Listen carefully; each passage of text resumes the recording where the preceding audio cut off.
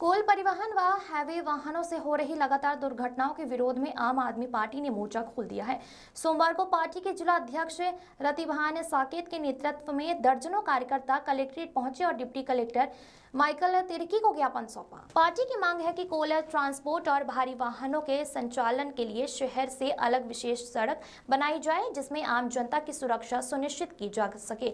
जिला अध्यक्ष रतिभान साकेत ने कहा कि कोल परिवहन में लगे भारी वाहनों के कारण आए दिन सड़कों पर जानलेवा हादसे हो रहे हैं। हाल ही में कचनी और परसौना क्षेत्रों में हुई दुर्घटनाओं में 2 निर्दोष लोगों की मौत हो चुकी है। बावजूद इसके प्रशासन और जनप्रतिनिधि मौन है। रतिभान ने आरोप लगाया कि सांसद और विधायक केवल औपचारिक बैठकें करते हैं, लेकिन जमीनी स्तर पर कोई ठोस कदम नहीं उठाया जा रहा है। उन्होंने चेतावनी दी है कि यदि जल्द से जल्द कोल ट्रांसपोर्ट और हैवी वाहनों के लिए वैकल्पिक मार्ग नहीं बनाया गया तो आम आदमी पार्टी सड़क पर उतरेगी और धरना प्रदर्शन और चक्का जाम करेगी।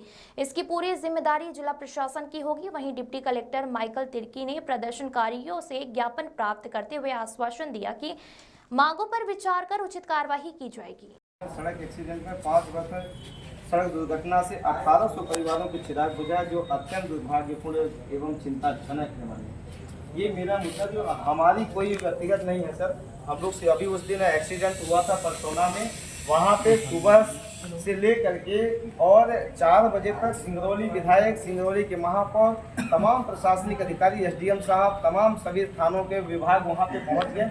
मेरा केवल ये प्रार्थना है कि इतने सारे लोग जब इस तरीके से एक्सीडेंट हो रहे हैं, ऐसी कौन सी परिस्थिति है कि आपने ऑर्डर, आदेश, नियम पारित कर देते हैं। पब्लिक सेक्टर रूट से जो है आप गाड़ी चलवा रहे हैं, कोल परिवहन करवा रहे हैं, लोगों की किसी न किसी की मृत्यु हो जाती है, किसी तरह से वहाँ पे मरते हैं, और हम जाकर के वहाँ मांग करते हैं या लड़ते हैं या अनशन बैठते हैं या हम गाड़ी रखते हैं सड़क में, तब जाके न्याय मिलता है। ये बात न्याय संगत नहीं। श्रीमान जी, मैं प्रार्थना कर रहा हूँ आपसे कि सिंगरौली जिले के लोगों को बचाने के लिए अडानी कंपनी अगर बंधौरा में पावर प्लांट स्थापित किया तो बंधौरा का जिम्मेवार है, ना कि पूरे सिंगरौली का जिम्मेवार है।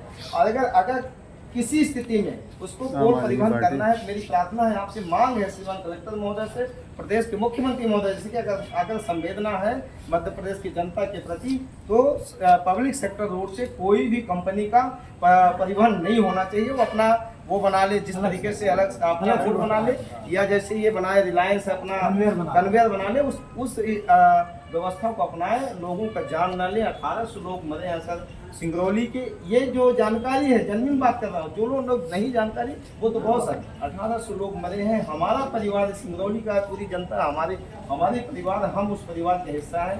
इसलिए मैं आपसे प्रार्थना कर रहा हूँ श्रीमान जी, मेरी आपसे प्रार्थना है कि इस मुद्दे पे विशेष रूप से यदि मांगे नहीं मानी गई, हम जो ये अभी दिया हूँ आपसे, मैं उसमें लिखा हूँ, अगर मांगे मेरी नहीं मानी गई तो 1 सप्ताह के अंदर में जो है तो मैं तीव्र आंदोलन करूंगा, अनशन करूंगा, संवैधानिक दायरे में वहाँ पे बैठूंगा, रोड चक्का जाम करूंगा। मुझे मालूम है जो भी आपको धारा लगवानी होगी प्रशासनिक तौर से लगाइए, क्योंकि मुझे मालूम है अगर कंपनी को बचाना होता, आपको अगर जनता को बचाना होता तो कंपनी के ऐसे नियम कभी नहीं लागू करते। या कलेक्टर साहब यही बैठे हैं, कलेक्टर साहब को लगता है कि ये घटनाएं सिंगरौली की नहीं देखते, या सिंगरौली के जनता के प्रति उनकी संवेदनाएं नहीं है, कि गरीब परिवार को इंसान नहीं समझते। ये दुर्भाग्य का विषय, चिंता का विषय श्रीमान जी। मैं आपसे प्रार्थना कर रहा हूँ कि यहाँ सिंगरौली के गरीब किसान, मजदूर, मेरी माताएं, मेरी बहनें, ये दिन भर मजदूरी दिहाड़ी करने आते हैं, घर से निकलते, कब किसका चिराग बुझ जाए कोई नहीं जानता श्रीमान जी। हमारी माताएं, मेरी बहनें और मेरे घर की मेरी जो दादी अम्मा हैं, वो सयाने लोग घर में देखते रहते, मेरा बेटा गया है सिंगरौली बैठन कमाने, कब लौट के आएगा कि नहीं आएगा,